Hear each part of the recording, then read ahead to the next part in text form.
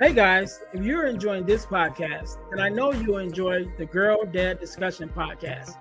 I'm your host, Ernest James, and I believe the relationship between a daughter and her father is one of the most important relationships a young lady can have. And therefore, my mission is to promote the daddy-daughter relationship by sharing the voices of girl dads to the world. So check out our podcast on every platform where podcasts can be listened to. And if you want to watch the podcast, check us out on our YouTube channel. Again, that's the Girl Dad Discussions podcast with your host, Ernest James. Are you looking for inspiration? Are you looking for inspiration on a daily basis? Well, check out Deal to Heal Tees. With our inspirational tees, you're sure to find something that will inspire you. Just go to dealtohealtees.myshopify.com. That's Deal to Heal Tees. Get some inspiration in your situation. Wear inspirational tea and be inspired all day. That's Deal to Heal Tees at dealtohealtees.myshopify.com.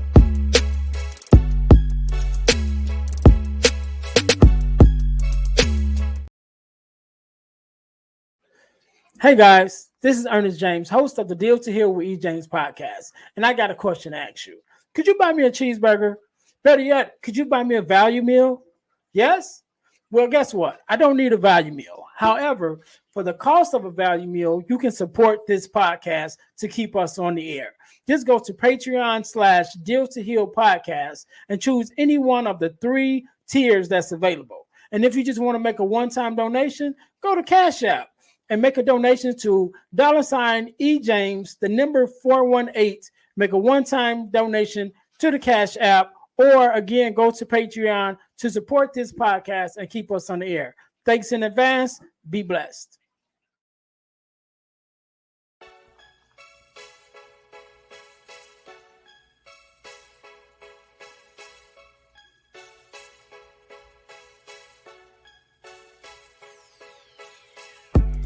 Welcome to Deal to Heal with E. James podcast. On this podcast, my guest and I will discuss topics and ways to help us to heal in every area of our lives. I believe that everyone can live a life that is happy, healthy, and whole. So I'm on a mission to help people to deal, heal, and fulfill. Deal with your problem, heal from the pain, and fulfill your purpose. Thanks for tuning in. Let's get to it.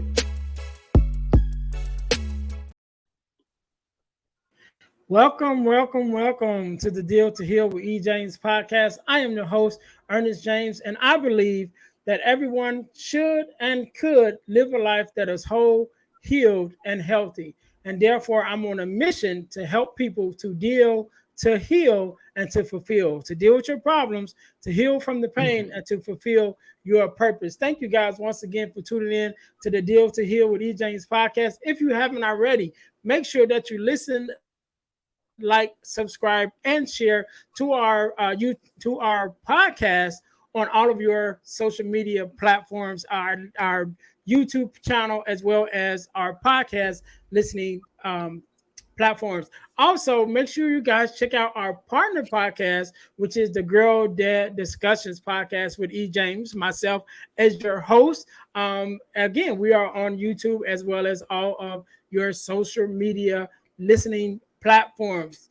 Also, I will tell you guys how you can win $100 from the podcast, but you got to stay until the end in order to get that information. So again, today, like any other day, I usually would say any other day, we are blessed with a guest, but today we are blessed with 2 guests, Dr. Barry and Mr. Keith. How are both of you guys doing?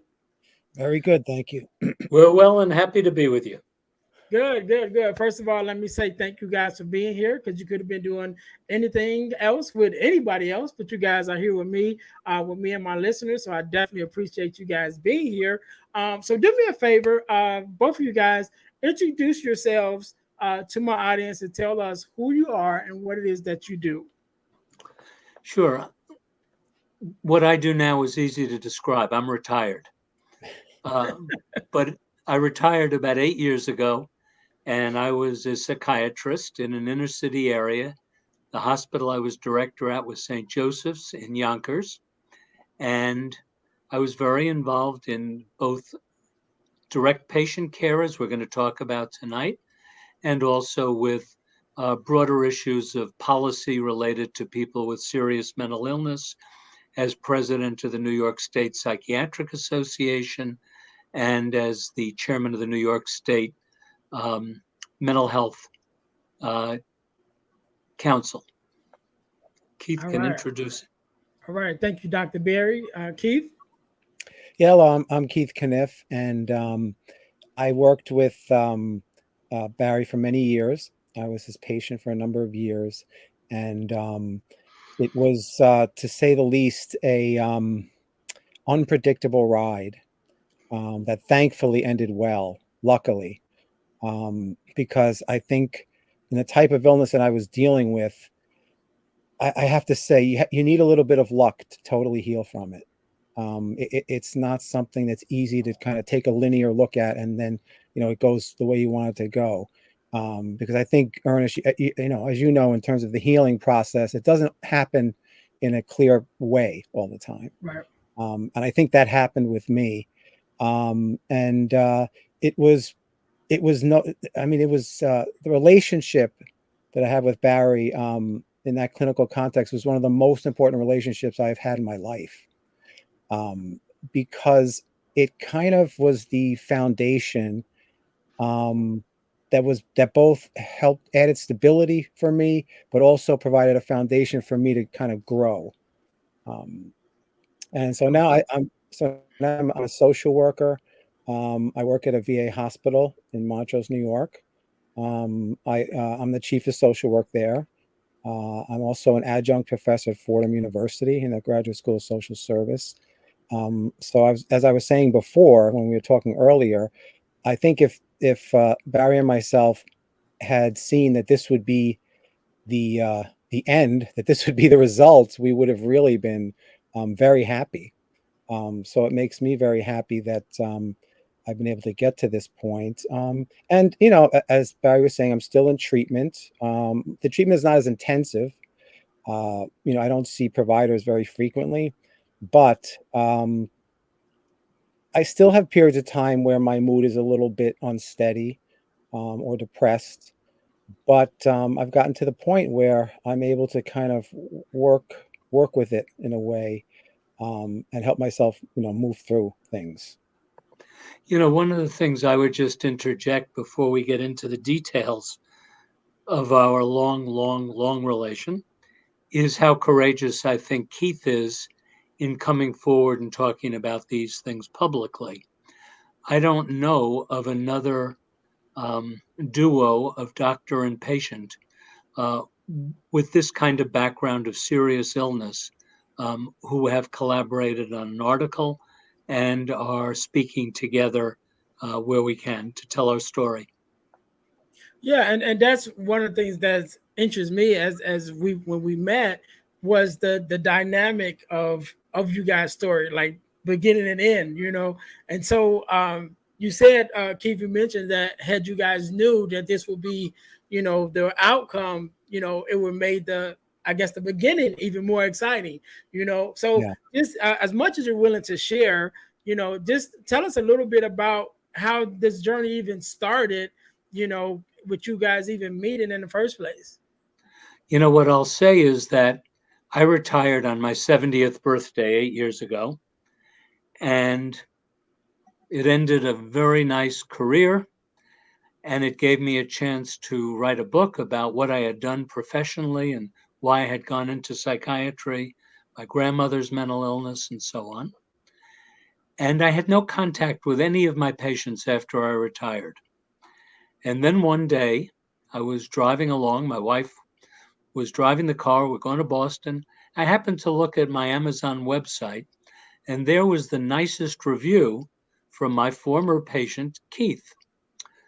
So I broke my rule and I called him. And first of all, I said, "How'd you find this book?" It had no public relations, no advertising, no nothing, but somehow he happened on it. And then we talked further, and he caught me up on what he had been doing. And as we spoke, we realized there was an opportunity to collaborate on something which might not only be inspirational to others, might give others some insight into the process. And I'm going to diverge from Keith here. He thinks it would have been great if we had known the outcome in the beginning. It wouldn't have been the same kind of an adventure, and it never is. Part of what makes practicing psychiatry so interesting is you don't know where it's going sometimes, and you don't know the outcome. And you have to work hard at it in collaboration with your patient. And then you cross your fingers and you hope that what you're doing works. And in this case, we've come up with a very, very hopeful story.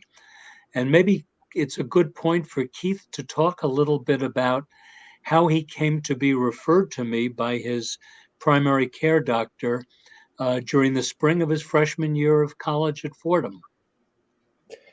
Yes, I I went to college at Fordham University, which is a college which is basically smack dab in the middle of the Bronx. It's also not far from where I grew up. I grew up pretty close to there, a little bit north of there. And Fordham University, one way to look at Fordham University is if you're on Fordham Road, it's really an urban environment, very, very busy. Um, it's the type of place that's probably not a great idea to be out that late at night by yourself. But as soon as you go into Fordham, it's like it being in another world. It's like a pastoral environment. It's very peaceful, pretty quiet. So it really is a contrast to the area around it. But very shortly after I got into college, it was literally within the first few weeks when I got into college, I started having this feeling about me that, and I remember saying to myself, this doesn't feel like me. Something is off. And I didn't right away, I didn't think of depression or psychiatric illness right away. But there was one day, and I distinctly remember this. I was walking to my car. I used to commute to the campus, because I lived, not far from there. Um, and I was going to the parking lot. On the way to the parking lot is basically probably like the centerpiece building of the campus called Keating Hall. It's the largest building there. It was a building where I had several classes in over the years. And it was basically like a square building. And then in the middle was a clock tower kind of rose up. And as I was passing by there one day, I looked up. It was this block was very tree lined. And I remember being right in front of Keating Hall. I looked up through the trees and I could see the sun. It was a nice day out. And I could see the sun through the leaves a little bit. And I just had this dreadful feeling. Like I just realized there was this dreadful, awful feeling that just had come over me. And I remember thinking to myself right away after I had that, I said, now I know why people decide to kill themselves. It was that bad. I never had a feeling like that before. We're all depressed a little bit at times, but Yeah. this was something totally. The gravity of it was just so intense that I really had the insight right away. Like I could actually see how someone might want to take their life. And I grew up in a Catholic household. It wasn't a strict Catholic household, but when you grow up in a Catholic household, you don't kill yourself.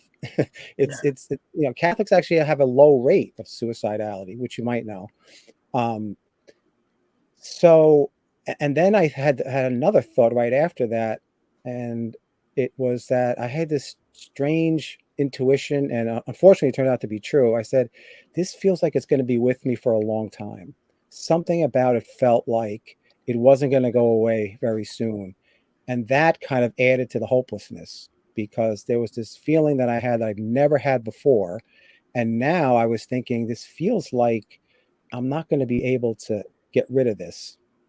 So it was a very frightening experience, a very disorienting experience. I think that was something about when I first became ill. I was very disoriented, and I don't mean disoriented in like a cognitive way so much. I mean disoriented in that like my whole way of looking at the world, experiencing the world was upended by this. And it So just felt like a momentous kind of experience. Keith went to the Student Health Center at his university, saw a therapist there. He also was in touch with his primary care doctor. And sometime before he was referred to me, he had been started on a course of antidepressant medications because the therapy didn't seem to be enough. And so what I remember, and I have the advantage of notes, Keith just has memory, but that may be better.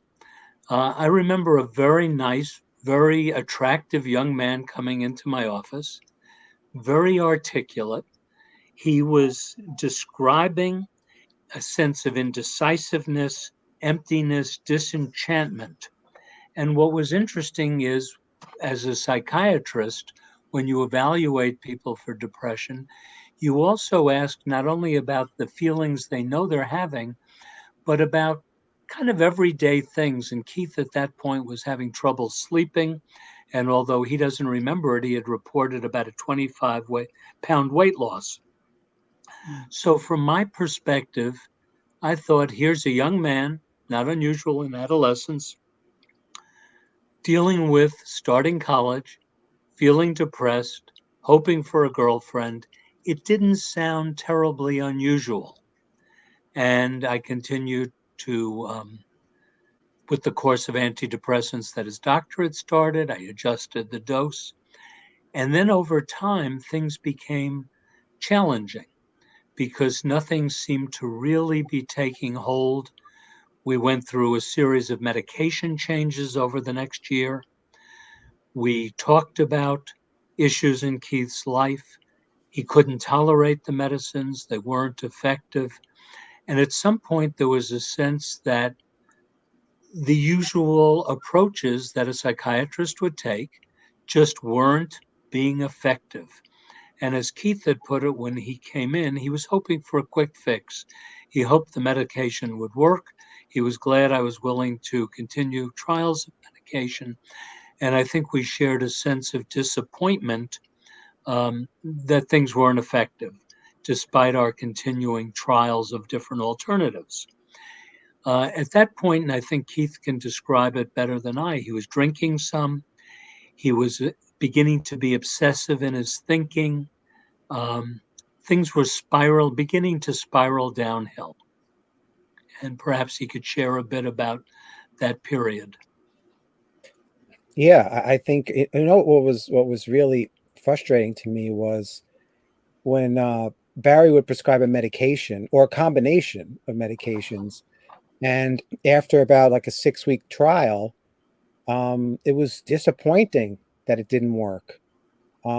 Or sometimes, as he said, we didn't get to a full trial of medication because I didn't tolerate them very well. That was part of the picture. I didn't tolerate medicine very, very well, so he had to move around, his prescribing sort of strategy a little bit, because on one hand, it was hard for me to tolerate the medicines, and then on the other, even when I was able to tolerate them, they didn't seem to be able to really contain the illness enough, and that was very concerning to me because I said to myself, I've been in therapy now for a while. I've been on a number of different medications for a while. Um, I still feel very unstable. I have a hard time being around people. I have no sex drive. Um, that ideal when I came into college that I wanted to have a girlfriend, that was gone. And I just felt like, where is this going to end? It was really a very frightening and kind of hopeless feeling. It was about a year after we started seeing each other. Keith was, in addition to the depression and little moments of euphoria, also beginning to be paranoid. And it was around that time, about a year after we first met, that Keith had his first psychiatric hospitalization. And there were to be 6 more after that. And I think it would be interesting for people to hear a little bit about the perception of what it's like to be admitted to a psychiatric unit, because people have a lot of very negative connotations and thoughts about what that must be like. Yeah, I remember around that time, I remember thinking that, uh, Barry had mentioned I started to develop some paranoia. And I remember saying to myself, like, this is really not me. My problem primarily has been with my mood, but now I was starting to feel paranoid. And thankfully, that didn't turn out to be a symptom that I had on an ongoing basis. Um, but I did end up in the hospital several times. And I willingly went to the hospital. I don't think, and maybe Barry would know better. I don't think was I ever hospitalized like 2 PC'd or anything like that. I don't No, think so. I no. think I was voluntary every time. Um, 2 PC'd is when someone is out of control and under New York state law, either considered an imminent danger to themselves or others, and the state gives psychiatrists or other doctors the authority to retain them for evaluation. yeah, so Okay. I don't think I ever had that. My admissions were always voluntary, but I was really in bad shape. And interestingly enough, one thing that actually brought me a kind of strange sense of solace was that when I went onto the unit for the first time on an inpatient psychiatry unit, I remember thinking to myself, this is not what I expected. It was much more kind of placid and subdued than I had expected. I thought I was going to go onto a unit and there was going to be people who were agitated, angry, hitting each other, fights all over the place. I had the one flew over the cuckoo's nest perspective on things, but it really didn't turn out to be that way at all. And I've always said in this long journey I've had, when I went onto the inpatient units, the staff, the overwhelming number of staff were very, very good um, to me when I was there. Um, and there was actually one nurse who I kind of formed a good relationship with. We kind of had a very good rapport, and she was very, very helpful when I was having those periods where I was like paranoid and agitated and really overwhelmed. She was really good at relating to me during those times. So I kind of formed a bond with her. And then of course Barry would visit me while I was in the hospital. He'd come there with visit me, obviously check see how I'm doing, and then also you know um, uh, write his prescriptions, etc., etc. But the like of all the things, it's kind of strange. The psychiatric ward was really not a bad experience for me in the sense that the Yeah. environment really wasn't problematic. It was more in me. I was just sick. It, it was during Keith's third hospital admission that he had his first electroconvulsive therapy treatment. And I think it's important perhaps to just say a little bit about electroconvulsive therapy because it gets kind of a bad rap. Um, and what it is the application of electricity to the brain. We don't really know why it works, but for many people with intractable depressions or paranoid depression, it can often be um, the most important treatment, which can begin to turn things around and reverse what has been up to that point kind of refractory illness. And over the next number of years, Keith was hospitalized a number of times at St. Joseph's. He had one longer stay at a local academic hospital. They also gave him ECT. And by the end of it all, Keith had had a very, very large number, an unusually large number of ECT treatments, over 40. But it also had begun to reverse the depression, reverse the paranoia, and begin to let Keith begin to feel more control of his life. And once that happened, then there were additional milestones. And maybe Keith can say a little bit about how things felt as they began to turn around. And then we can talk about some of the steps that we took in order to help him gain a more independent and adult life over the next years. Yeah, I think first of all, as Barry was saying, ECT was a very helpful treatment to me.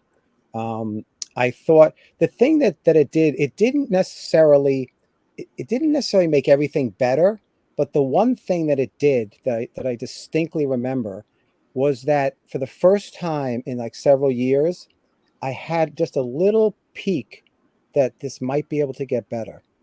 And that was really important because I hadn't had that. Remember, as I said earlier, I become kind of hopeless. I was paranoid. Medicines weren't working. There was a lot going wrong. But then ECT gave me a little bit of a peek into the future. Said, you know what, this might has a possibility of maybe getting better. And that was, that wasn't just important in terms of my symptoms or my overall illness.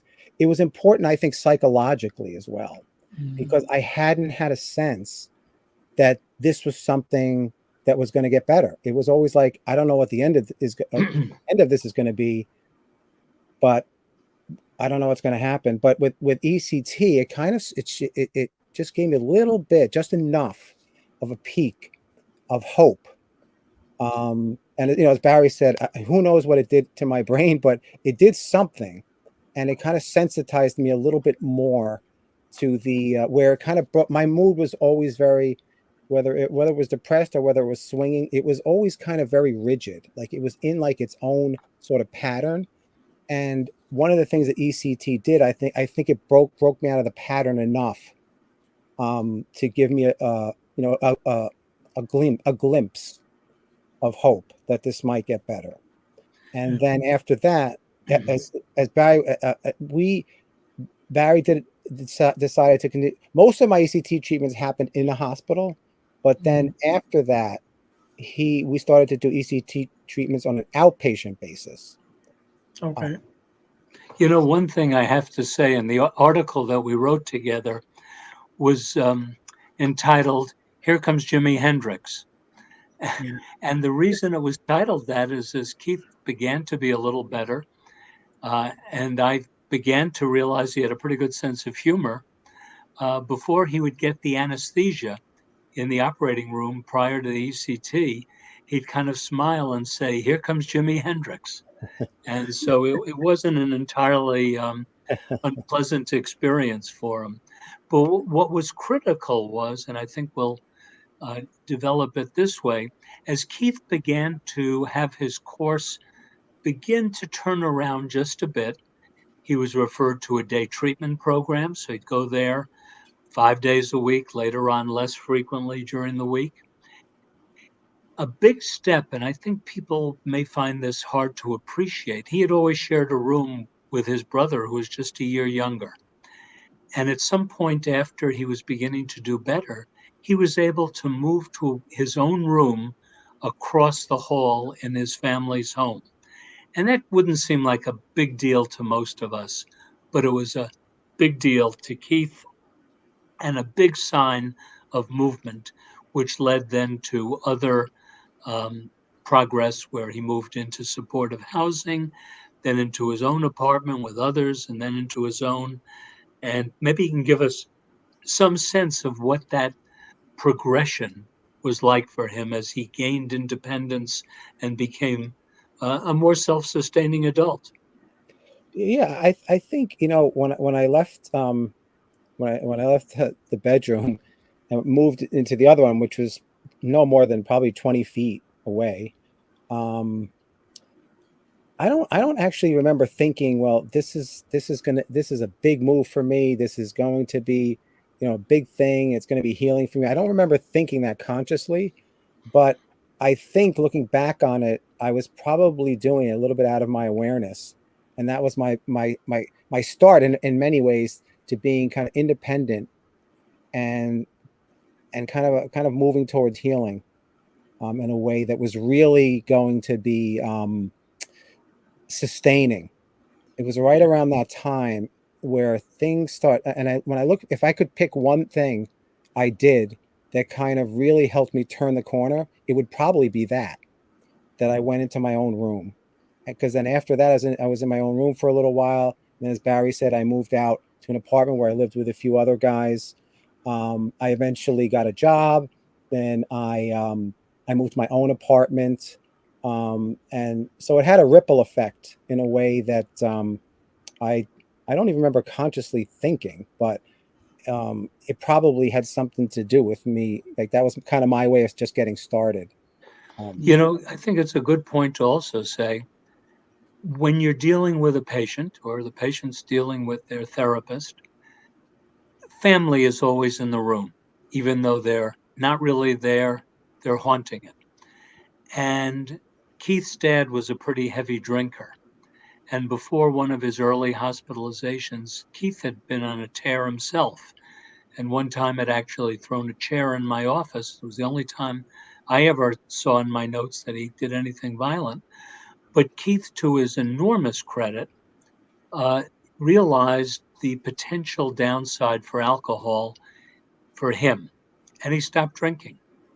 And so I think that speaks again to the nexus of alcohol, psychiatric illness, drugs. They're all boiling together in a pot. And one of the things that enabled Keith to move forward and begin to turn things around and then progress was that he absolutely stepped back from alcohol. And that was just very, very important. The other interesting thing, and maybe Keith can explain a little bit, I've never understood it. Despite all of this, he graduated from his college class on time, which I thought was amazing. And then at some point, he came into my office. He said, I want to be a social worker. Mm. And I said, oh. And we spent a lot of time talking about it because my thought was if he started to become a therapist himself and deal with people with serious mental illness, it might have a very destabilizing effect on him. Ultimately, it's the patient's choice. Keith and I talked a great deal about it, and we decided to go with it. And I was supportive of it. And I think he always knew that if things became challenging there, he could come back and gain support. Just as when he moved into a new room and then out of his folks' house into his own apartment, his parents were very supportive. So none of us is in this thing alone. We're in it with our families, we're in it with people who care about us, coworkers. There's a community that surrounds all of us. And it would be interesting to hear Keith talk a little bit about those supports. yeah, I think one way that I was lucky, I did have a family that was very supportive of me. And as you mentioned, I mean, my dad did have a problem with alcohol, but fortunately for us, he was not like a violent alcoholic. You know, he didn't come home berating us or abusing us. He was never. He would become more withdrawn when he would drink. But that said, he was a very loving father. He was very affectionate to myself and my brother, which was not common in men his age at that time. My mother was also very affectionate. So myself and my brother, we knew we were loved. You know, there was some dysfunction in there, but through it all, we did know we were loved. Um, and I think that that really did help. And there was one time, maybe a few years earlier. I'm not sure if Barry would remember this, but there were times where I talked to him, and I thought that I talked to him about thinking that my family is going to abandon me in some way, that you know if I became really ill and didn't know what I was doing and I was really mentally ill, that they would just not want to have anything to do with me. And that was really, I'm looking back on it, that was a real distortion, because my family just wouldn't do that. I know them well enough.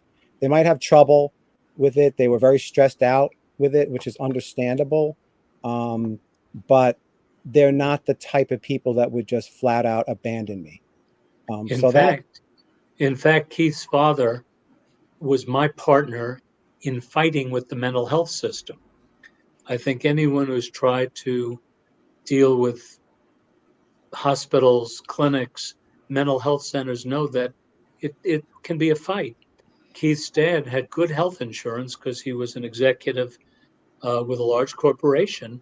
And then the challenge was getting access to what he was entitled to. And when I look back at my records, when we started to talk about doing the piece together, a third of the paper in my files was appeals for treatment for Keith, getting permission for more visits, allowing ECT visits and treatment. So part of what a family and a professional do together in addition to actual treatment, is trying to just overcome the obstacles which the system puts in front of necessary care. Yeah, I mean, I think yeah, my dad played a very important role because early on, I remember relatively early on, not long after I'd first started seeing Barry and I was taking medications and and all of that. I remember I got to the point where I was a little anxious because I was saying to myself, this may end up costing my mom and dad a lot of money. And I brought it up with my dad. I was always open to psychiatric treatment. I was always fine with seeing a therapist, but I did express to him some anxiety. I said, Dad, this could end up costing a lot of money. Me going to see a doctor for psychiatric reasons and all the medicines and all the rest of it. And he just said something very, very simple to me, which really was very comforting. I guess that would be the word. He simply said, Keith, you'll get what you need. And I distinctly remember him saying that to me. It was one of the best things he ever said to me because I had a serious psychiatric illness, and then on top of that, I was worrying about the cost, and he took that away from me, that anxiety about the cost, and I think that was really important. Um, and it really sent a message to me that uh, it was kind of like sending a message to me like we're in this together. Um, that's how it is. One of the things that is interesting, and I think um, because when we were introducing ourselves to Ernest at the beginning, he told us he was a pastor. And I think one of the things people might be interested in, Keith and I talked a lot about many different things in therapy, as you would with an adolescent and someone re-engaging with the world. He talked about how he had been bullied. We talked about dating. We talked about women. We talked about independence. But therapy had its limits. And as Keith said, he was brought up in a Catholic household. And in addition to therapy, what I think was very interesting and important for Keith is that he sought spiritual counseling. And I think perhaps uh, Ernest and the listeners might be interested some in how that fitted into the whole jigsaw puzzle of recovery for Keith. Yeah, I think therapy is like anything else. It has its limits. There's it's great and it was very helpful for me. It was the right context for me to heal, because I can't, if I didn't have therapy, I really I can't even imagine what would have happened. And luckily I was a relatively reflective person, so I think therapy was a good context for me to heal. But as I said, it has its limits, and I started thinking to myself, one of the limits I think of therapy is that in-depth kind of spiritual direction is something that is not going to be able to get enough.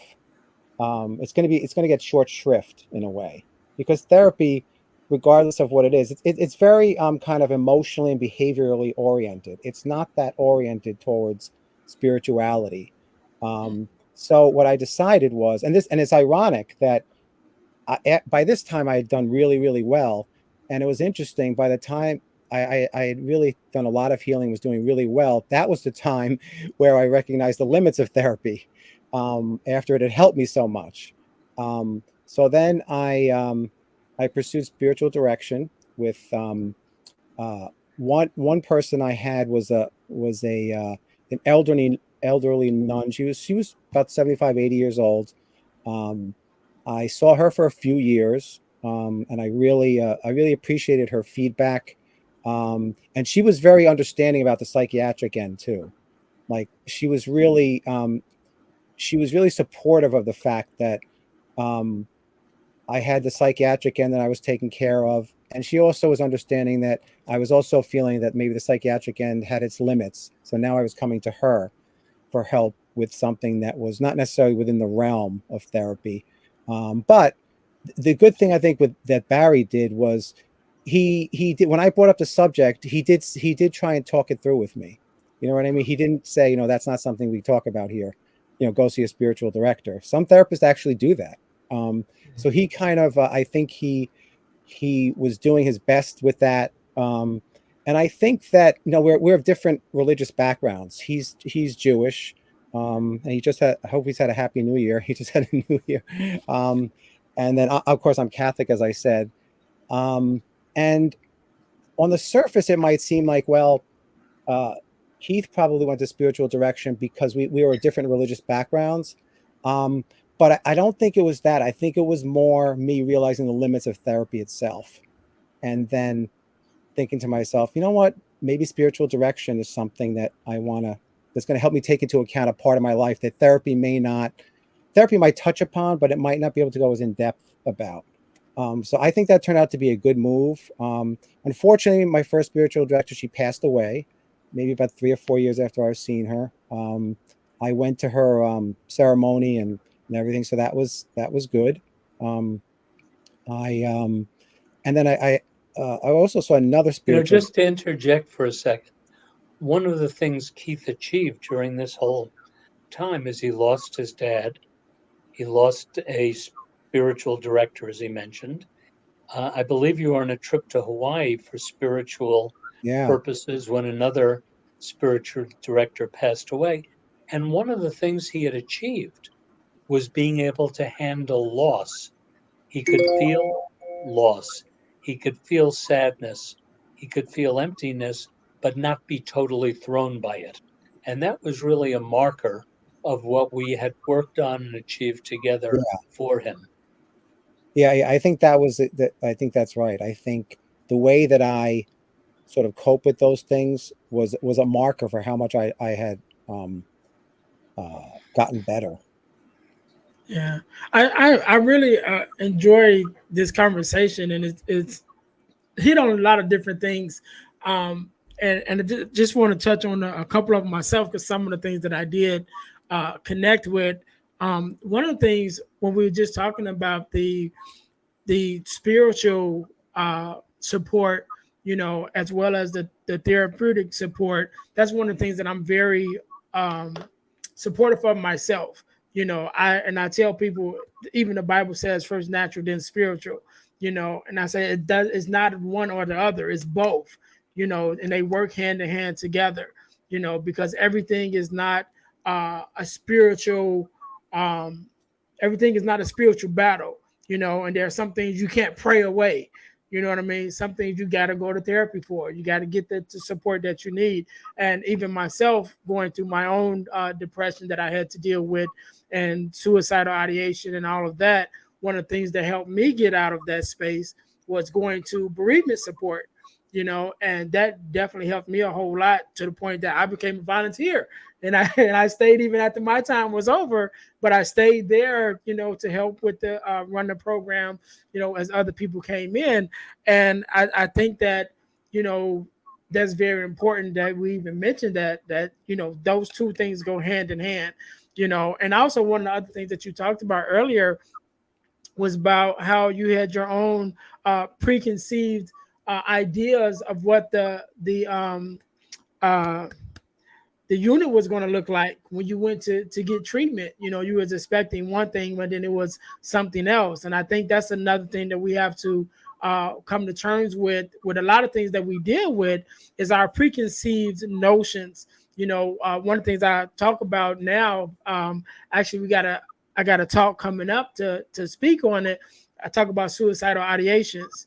And one of the things that I tell people, that we have to deal with our own preconceived notions about suicide and people who die from suicide before we can even begin to relate to them, because we already have our own thoughts of, the kind of person that would do that, the kind of person that will have those thoughts, and one of the things that I tell people, that suicide is not even a conversation about death. It's a conversation about pain, and it's because usually the person is going through such an amount of pain that it's not that they want to die. It's not that they're not thinking about their family members. It's not that they're not thinking about everything else. They just want to end the pain, And so I think all of those different things, you guys hit on a lot of stuff.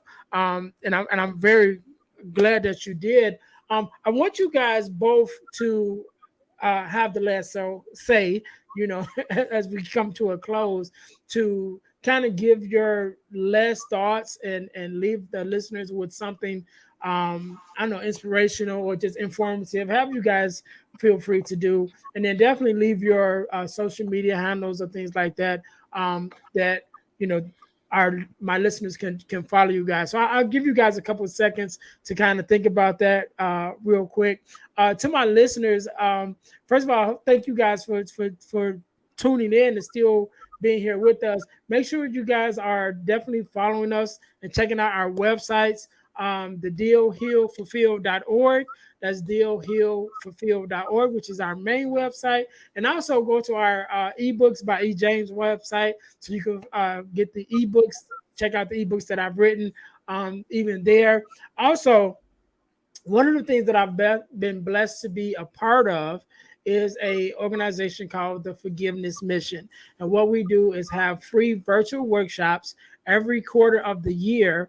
And we talk about forgiveness, what it is, what it's not, who it's for, forgiveness of self, forgiveness of others, and a host of other things regarding forgiveness. And that's actually one of the things that we're having our first in-person event within a couple of days, actually a couple of weeks at the time of recording this, where I will be talking about suicide and suicidal ideations. And we're having me, myself, and four other speakers talking about that. But you guys can definitely take part of the free virtual workshops. Again, we have them every quarter of the year. So whenever you're listening to this, either one just passed or one is coming up. And so you can just go to forgivenessmission.com to check that out, or you just go to Eventbrite and look it up in order to register. And last but not least, I told you guys at the beginning of the podcast, I will tell you how you can win $100 from the podcast. And you can win $100 by joining our super subscriber contest. What does that mean? You must first subscribe to our YouTube channel, our Facebook page, and our podcast on Spotify. After you've done those three things, text the word WIN, WIN, to the number 866-326-0730 to qualify to win $100. The contest is ongoing and is random. So once you're in, you're always in. You can always win, and you don't have to do nothing else extra. So you guys can win $100 from the podcast by joining our super subscriber contest. So once again, guys, Dr. Barry, Keith, thank you guys so very much for coming on and being my guest. I will let you guys have the last word. So the floor is yours. Keith, go for it. Okay. All right. First, You go first. First, Ernest, I want to say thank you for having us. I think the fact that a former patient and a longtime psychiatrist and you, a host, are talking openly about mental illness, psychotherapy, psychotropic medications, all those things, suicide.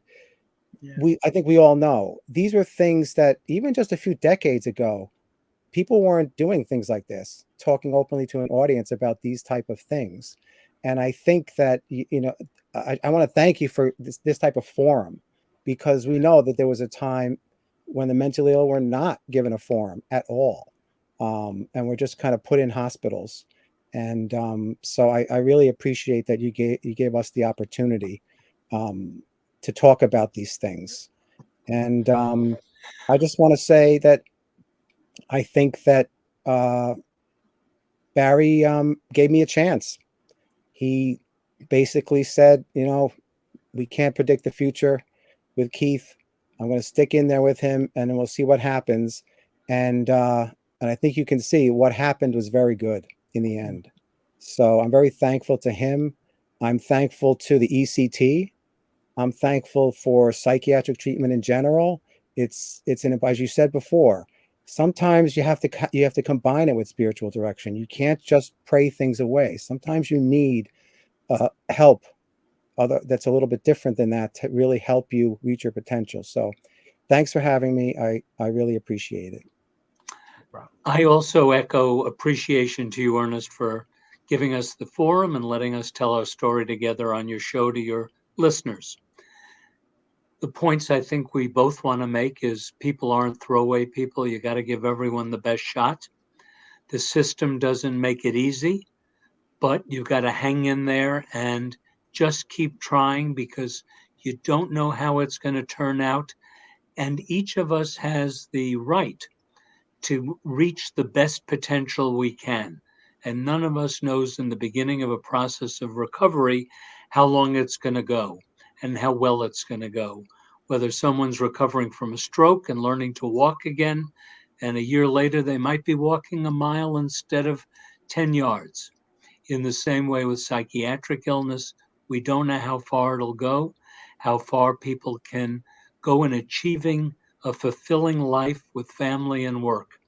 One of the things I'm going to take with me from this evening are your 3 words: heal. I guess it's deal, heal, and fulfill. Mm-hmm. And I think that really summarizes the 3 periods of the work that Keith and I did together. We had to deal with some real rough stuff in the first period. Once the corner was turned, then it was healing, and now Keith is leading a very fulfilling life. So we're grateful for the way it turned out. And in any future presentations we do, I'm going to quote you. I appreciate it. Thank you guys very much for being on. I really enjoyed your story and the work that you guys do.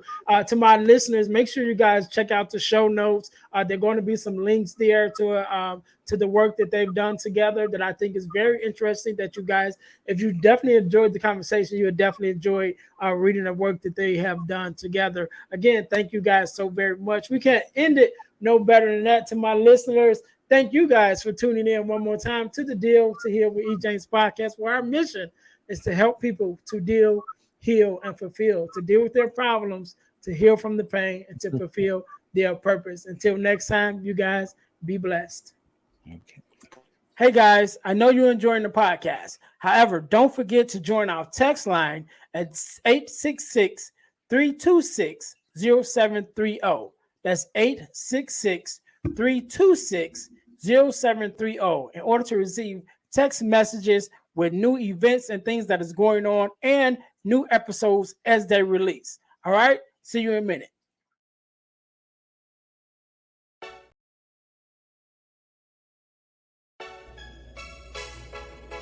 Thanks for listening to the Deal to Heal with E. James podcast. Remember to listen, like, subscribe, and share. This episode has been brought to you by Deal to Heal Teas. Put some inspiration in your situation. Wear an inspirational tea and be inspired all day.